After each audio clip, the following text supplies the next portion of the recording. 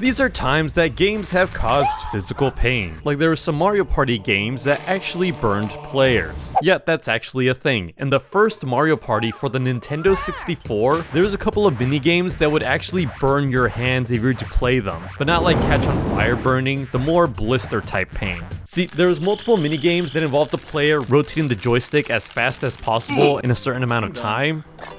And if you didn't know, the Nintendo 64 joystick was made out of plastic, and so rotating in circles for multiple times on this hard piece of plastic, yeah, that caused a lot of swelling and blisters. Like, I'm not gonna show you the more intense pictures, but they are pretty bad. It's fine. There's no blood yet. At some point, you know, it starts hurting so much that it doesn't hurt. You know what I'm saying?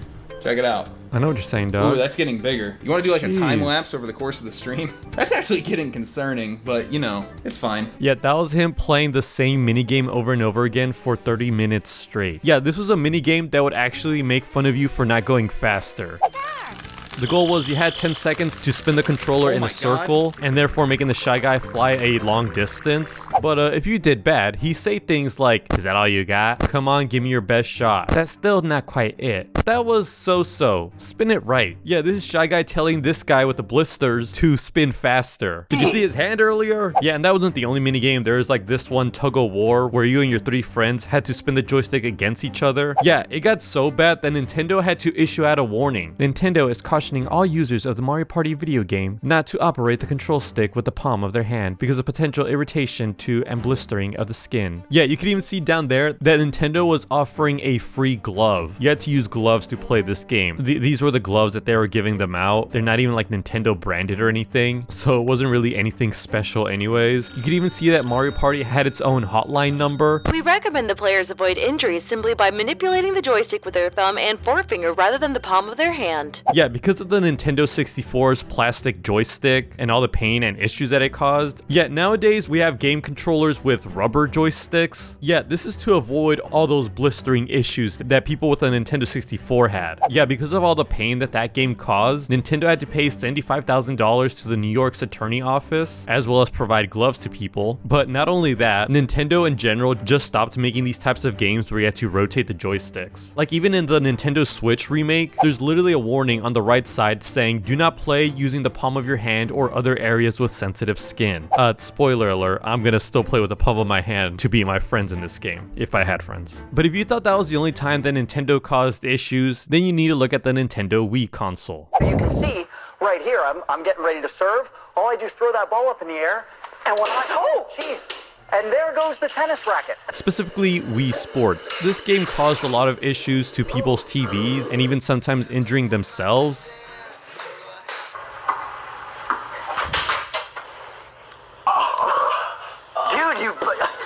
So the Nintendo Wii was a console where you could actually swing a controller and it would be mimicked in the game. And now specifically in Wii Sports, you could swing a racket, swing a baseball bat, throw a bowling ball, but I guess many people forgot what they were playing, and so sometimes they would just let go of the controller and not be wearing the wrist strap, which caused a lot of issues. Now in Nintendo's defense, they did have a warning to wear the wrist straps, but then there was times where the wrist strap would just simply break. Yeah, it was actually so bad that they actually had to replace the wrist straps with a newer version. Here you can see the picture comparing the two. Yeah, this article was on a government website, by the way, and it states if the consumer swings the handheld Wii remote game controllers using excessive force and accidentally lets go, the cord connecting the controller to the wrist strap can break, potentially causing the controller to strike bystanders or objects. Yeah, there was also 3 reports of minor injuries, all of which occurred when they were playing the game Wii Sports. So yeah, who knew Nintendo could be deadly? Oh wait, I did, because with Kid Icarus for the 3DS, that caused a lot of problems as well. So Kid Icarus was a game for the 3DS with a very strange game mechanic. The story and all that is incredible, but the way to aim caused really bad hand straining. Like you had to use your stylus on the bottom screen, but you were aiming with the top screen, and people's hands would end up cramping. Like this guy is literally wearing gloves and giving a tutorial on how to actually play this game safely. The ball of your hand right onto the corner, and then pretend that you're writing.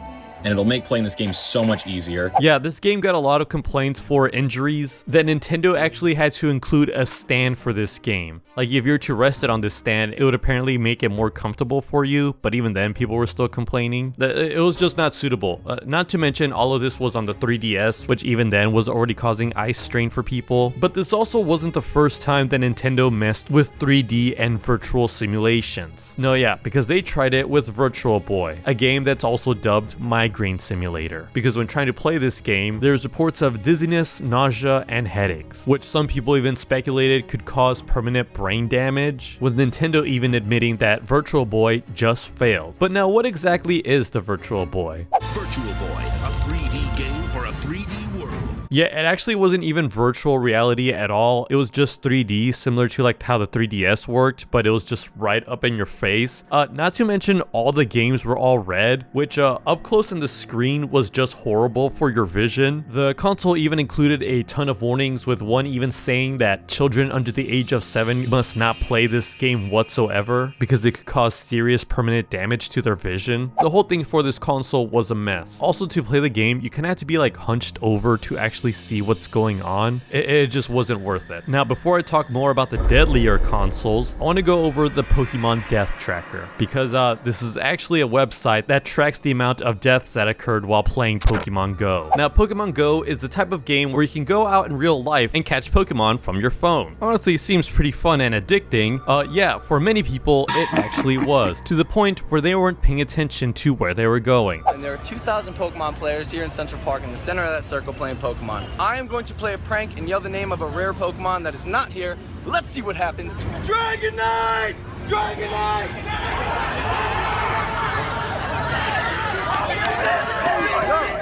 Yeah, did you notice all those people that just ran across the road without even checking if there was cars nearby? Not only that, but there was people playing Pokemon Go while driving. Hey, you better get that Charizard right in front of the KFC. Yeah, Pokemon Go got so bad that if you go over 10 miles per hour, it's assuming that you're driving, and you get a warning that says, do not play Pokemon Go while driving. This will disable the ability for you to catch Pokemon, hatch your eggs, and that's why since the game came out, there's been a total of 25 deaths and 63 injuries. Yeah, this list keeps on going, huh? 2 hurt after hit by car while playing Pokemon Go. Pokemon Go player robbed, okay. Honorable mentions. Wait, there's an honorable mentions? What the heck? Hey, yo, what's going on over here? Yeah, so the first Pokemon Go death was on July 20th, 2016, when an 18-year-old breaks into a house to catch a Pokemon, but then gets shot by the homeowner. There was a road accident that caused 1 death in Japan. Wait, what the heck? Man died of heart attack moments after catching rare Pokemon Lapras? Dude, what is going on? Man has leg amputated after falling onto railway tracks while playing Pokemon Go. I mean, there are some good news on this website, like Pokemon Go players credited with saving lives in warehouse fire, and they all lead to actual articles, so this is all actually true. But yeah, looking here, the last incident was on July 15th of 2024. Honestly, pretty insane that this website exists, almost as insane as the development of the Pain Station, an actual console that was made for the purpose of causing pain. So yeah, what this console actually is, it's essentially Pong but with actual pain feedback, meaning that if your opponent scores on you in Pong, you get a punishment. Yeah, look, you see those colored rectangles there? Each of those represent a different type of pain torture. What's that? Yeah, so what you just saw there was the console lighting up red, essentially burning his hand. And now you may be asking, why would you put your hands there in the first place? Well, so you put your hands on these buttons. You have to hold them down the entire time. If you take your hands off both of these buttons, you lose the game. And yeah, that's actually true. As you see, he moves his hand away and the screen just turns completely off. Meaning that he just lost the entire game. So yeah, in more details, the players place their left hands on the PEU, the Pain Execution Unit, and upon playing Pong, it would either cause heat impulses, electric shock, and an integrated miniature wire whip, and it can even increase in its intensity of it. Yet the game even gives a warning here, stating that excessive playing can lead to burns, open wounds, and circulatory disturbances. Okay, yeah, so here you got electrocuted and also burned. Oh wait, that's like a literal wire whip. Wait, that's actually a thing. Wait, I didn't even notice that the first time. Wait, look at his hand. You could already see swelling on it. Yeah, they didn't just have the Paint Station. There's also a Paint Station 2.0 and Paint Station 2.5. Oh, and you can actually find this console and play it in Germany, but you have to be 18 years or older. The Paint Station was also made in the year 2001. And something that was also made in the year 2001 was the Tekken Torture Tournament. We all know the game Tekken. It's a popular fighting type game for the PlayStation. But in this Tekken Torture Tournament that these people held, they strapped wires on their arms, and pretty much when their characters would hit each other, they would get corresponding electrical shocks. And you all know those haptic suits, the ones that supposedly make you feel pain? Like if you get shot in Fortnite, you feel that pain in your body.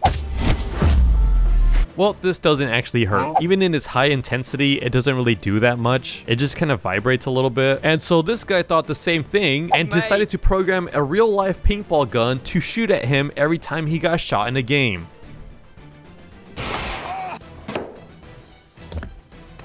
Oh, jeez. Oh, mate, straight in the chest. Man, does he get shot a lot. Oh, and on the topic of VR, the creator of the Oculus VR headset actually made a VR headset that will kill you if you die in the game. Yeah, he literally said his inspiration was Sword Art Online, the anime where players are trapped in a giant MMO game where if they died in the game, they get killed in real life. And if they also try to take off the headset, they would also die. Yeah, he created this VR headset that was laced with charges that will explode, destroying the brain of the user if they trigger an appropriate game over screen. Now, the problem with this device is that he admitted that there's a huge variety of failures that could occur and kill the user at the wrong time. Like, actually, he himself won't even use this thing. Now, where will the future of gaming be? Will people make even more dangerous contraptions? Probably, yeah. Anyways, if you like this video, don't forget to subscribe. Goodbye.